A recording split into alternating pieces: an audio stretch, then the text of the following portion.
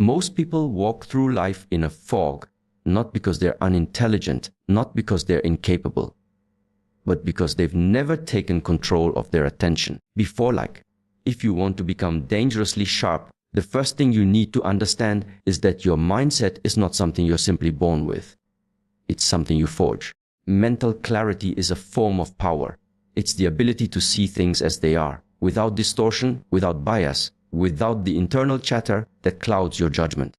When you lack clarity, you're reactive, you're tossed around by circumstances, by emotions, by the opinions of others. But when you possess clarity, you become precise. Before, and that precision is what separates the merely competent from the exceptional. But clarity doesn't come easily.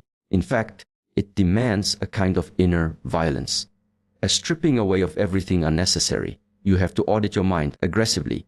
That means facing the lies you've told yourself for years. Before, the excuses, the justifications, the little stories you cling to that keep you comfortable but weak. That's not just uncomfortable, it's painful. It requires you to look in the mirror and admit, I am not what I could be. Not yet. Once you do that, something strange happens. You begin to see where you're wasting your energy. Before, you see the hours spent scrolling, the toxic conversations you tolerate, the mental habits that sap your focus. You realize your mind has been fragmented, split into dozens of shallow pursuits. And all of that must go, because clarity is not multitasking. It is singular. It is focused. And that means saying no more often than you say yes. In psychological terms, this is the transition from a diffuse mode of being to a goal-directed one. You are not just existing anymore, you are orienting. Your perception narrows, not out of limitation, but out of intention. You begin to see life as a series of deliberate moves, before not random moments. That's a radical shift. It's the moment your life stops happening to you and starts happening through you. And this isn't just some abstract self-help theory. It has deep roots in ancient philosophy. The Stoics spoke often about the importance of ruling the inner citadel, the fortress of the mind. Before, they believed that true power was not in controlling the world, but in controlling your response to the world. Epictetus said, before, you become what you give your attention to. That's not metaphor. That's a law. So you have to train your attention like a muscle. Start by eliminating distractions with surgical precision. Cut the noise. Limit inputs. The more chaotic your mind, the more deliberate your environment must be. This isn't about being extreme for the sake of discipline. It's about creating the conditions where excellence is inevitable. The mind thrives in order, not chaos. From there, identify what matters most to you, your highest aim, not what looks good to others, not what earns you temporary validation. What matters? Anchor yourself to it. Remind yourself of it daily. This is your compass. Without it, you'll be seduced by 1,000 lesser goals. And when your mind is aligned, when your thoughts, actions, and intentions are all pointing in the same direction, you begin to develop what can only be described as psychological sharpness. You move through life with speed and clarity. You cut through confusion. You speak with weight. You become impossible to ignore. So if there's one place to begin, one edge to sharpen first, it's here, in the mind. Before, the rest will follow. Sharpen the mind and the blade of your life will never be dull again.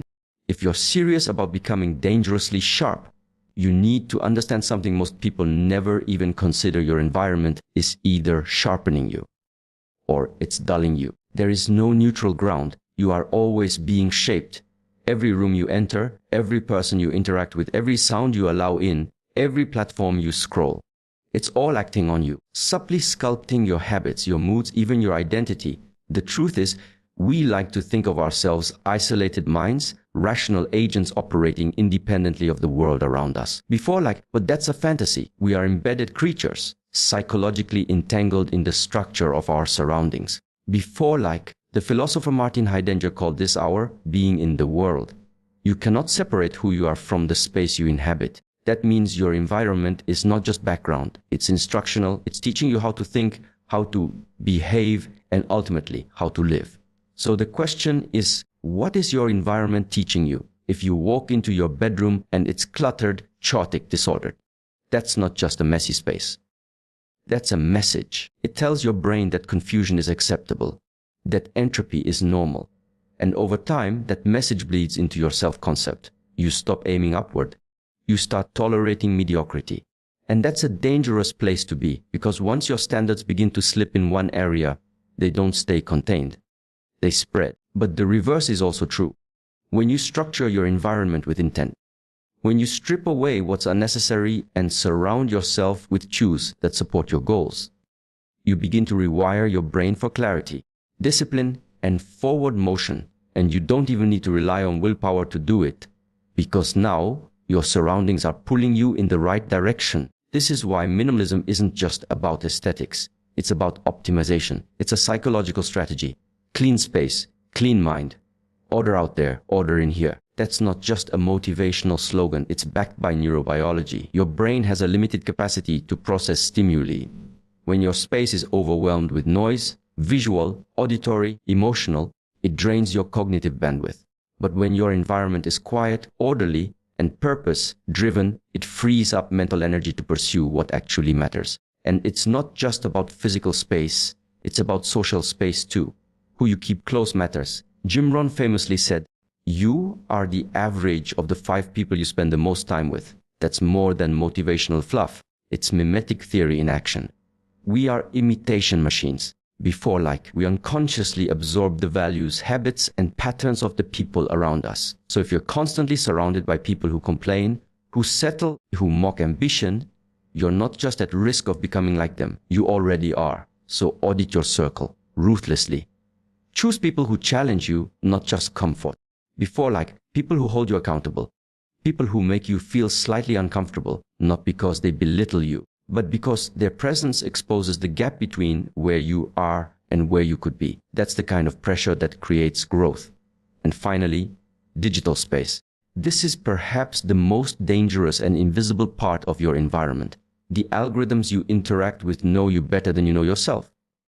They feed you what's easy, not what's elevating, so you have to fight back. Unfollow.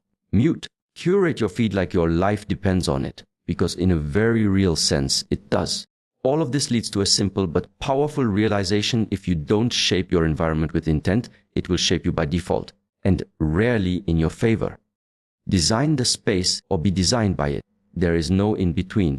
There's a fundamental truth about human behavior that most people overlook. Motivation is fleeting, fragile, and utterly unreliable. We often wait for that surge of inspiration to strike before we start working on what matters, but that's a mistake.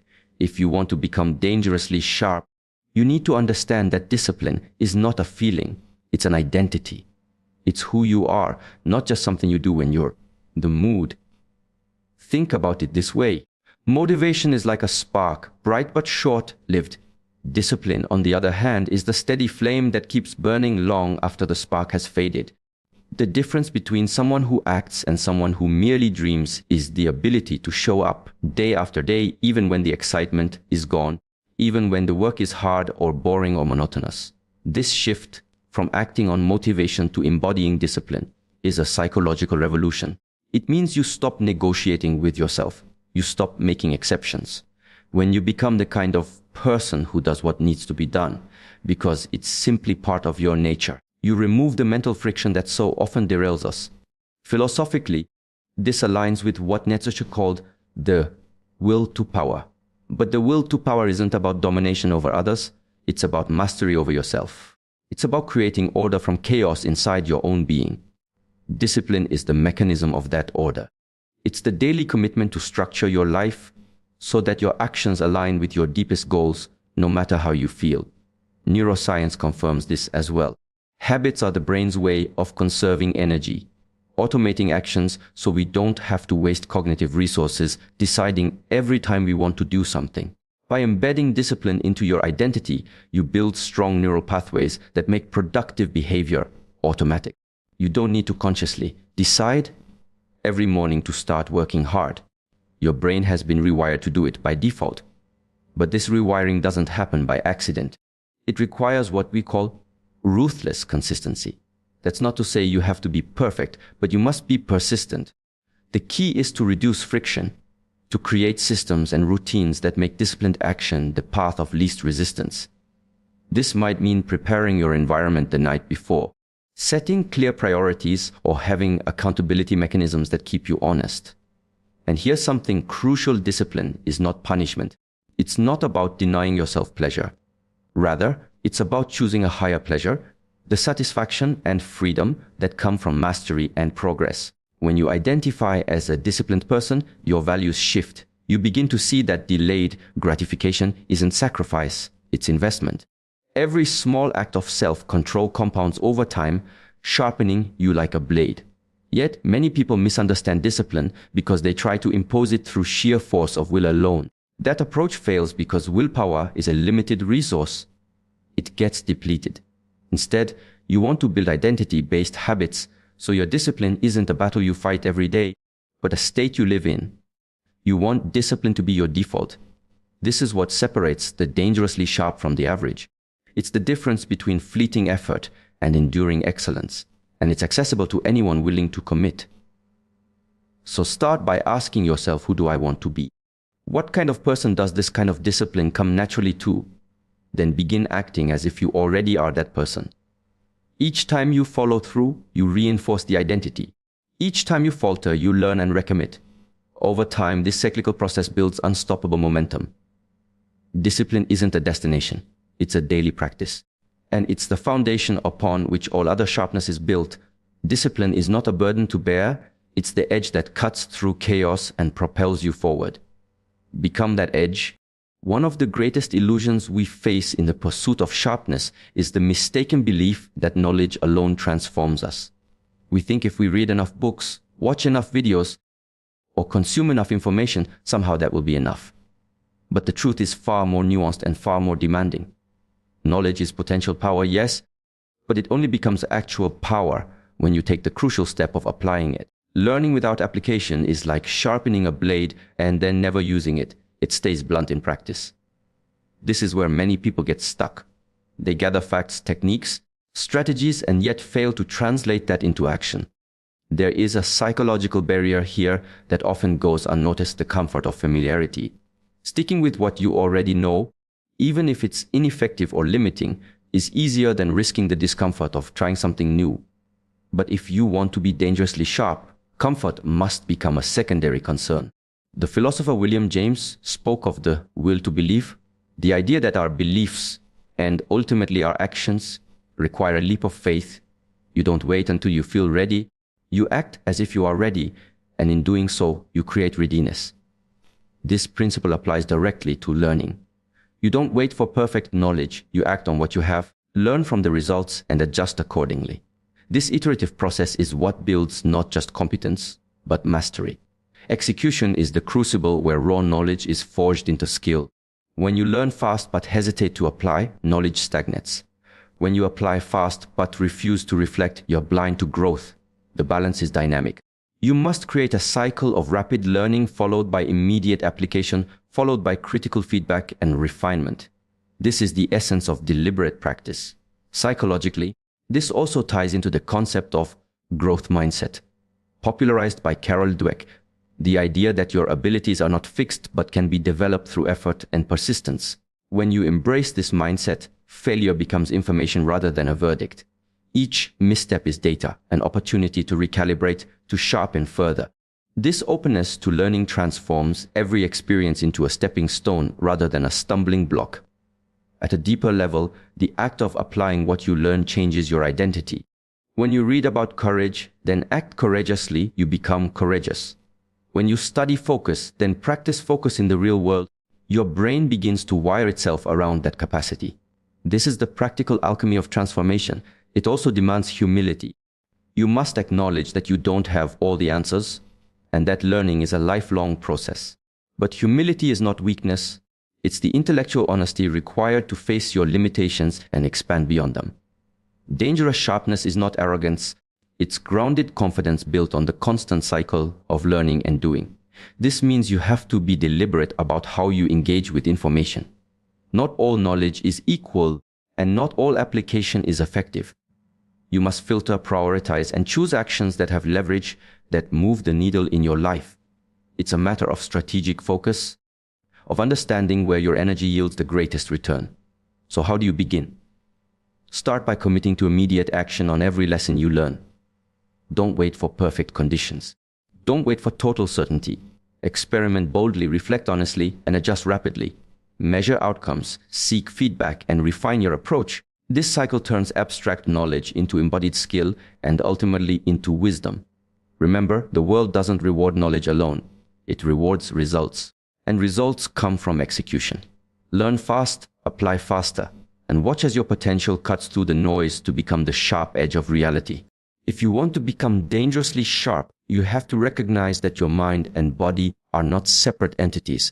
They are intimately intertwined. Before the sharpness you crave in your thoughts, decisions, and presence begins with the condition of your body. Before neglecting your physical self is like trying to sharpen a sword while the blade is rusted and dull.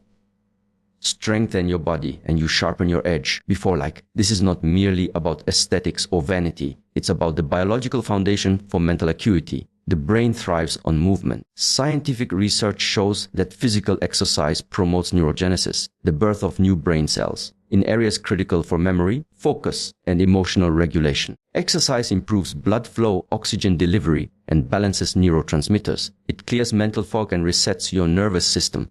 The truth is, a fit body fuels a sharp mind. Beyond biology, there's a psychological dimension here. When you commit to physical training, you engage in a dialogue with yourself about discipline, resilience, and self-respect. Before the challenges you face lifting weights, running, or mastering a skill translate into psychological toughness. Each small victory in the gym or on the track is a metaphor for broader life battles. You build confidence not just in your muscles, but in your ability to endure hardship and improve. Furthermore, your physical presence, your posture, your movement, your energy communicates volumes before you even speak. A sharp mind coupled with a weak, sludged body creates a mismatch. Others will sense your lack of vitality and may unconsciously discount your competence or authority. But when your posture is upright, your gait purposeful, your body conditioned, you exude an aura of command.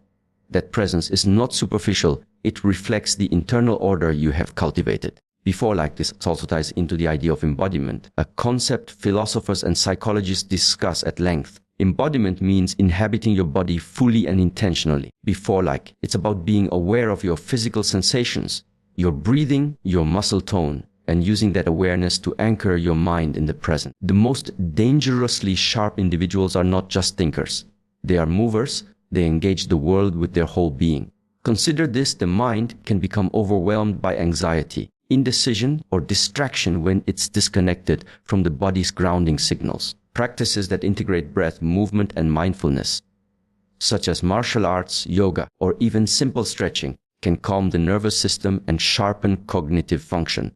This mind-body coherence becomes a foundation for swift, clear thinking under pressure. There is also a moral dimension to strengthening the body. In ancient traditions, the ideal of the whole person, the philosopher-warrior, emphasized excellence in both mind and body. Strength and fitness were seen as prerequisites for virtue because a person who cannot control their own body struggles to master themselves in broader ways. Strength, in this sense, is not aggression but self-mastery. So where do you begin? You don't need to become an athlete overnight. Start with what's sustainable and progressively challenging. Consistency beats intensity. Walk daily. Practice good posture. Incorporate breathing exercises.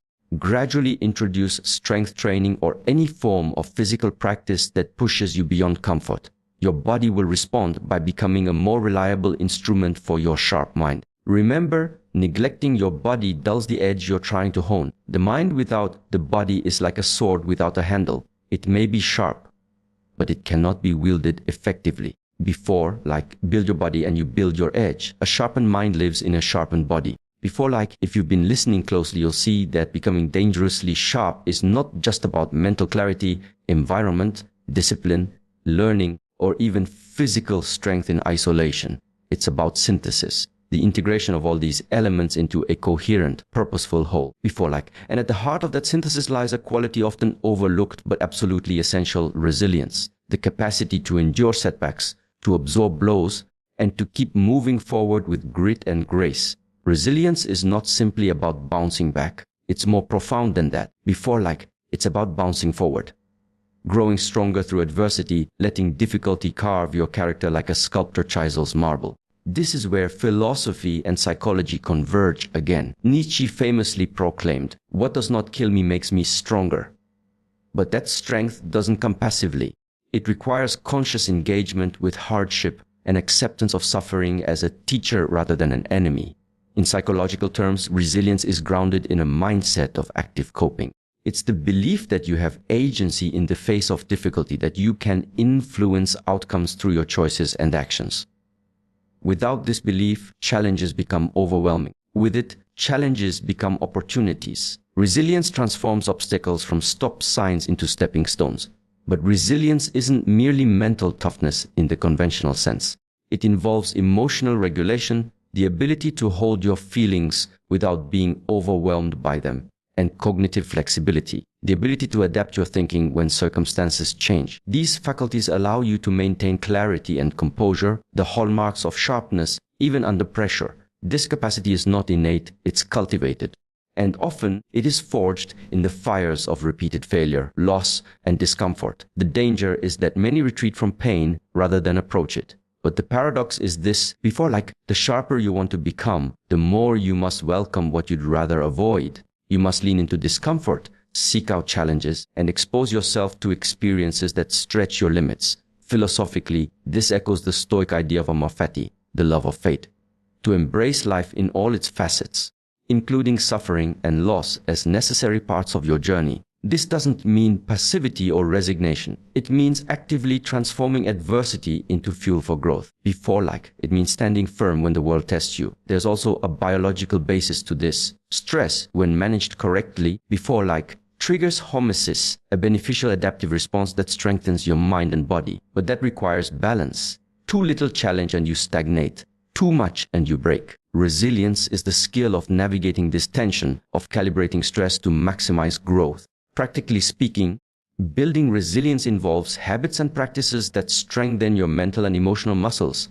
This can include mindfulness meditation, journaling to process emotions, deliberate exposure to difficult situations, and cultivating supportive relationships that provide perspective and encouragement. It's also about developing a purpose strong enough to anchor you through storms, a reason why the struggle is worth it. Without resilience, sharpness is brittle. It may dazzle briefly but breaks easily under strain. With resilience, sharpness becomes enduring, adaptive, and profound. It is what turns knowledge into wisdom, effort into achievement, and pain into power. So if you want to become dangerously sharp, don't shy away from the hard things. Face them, learn from them, and let them forge you.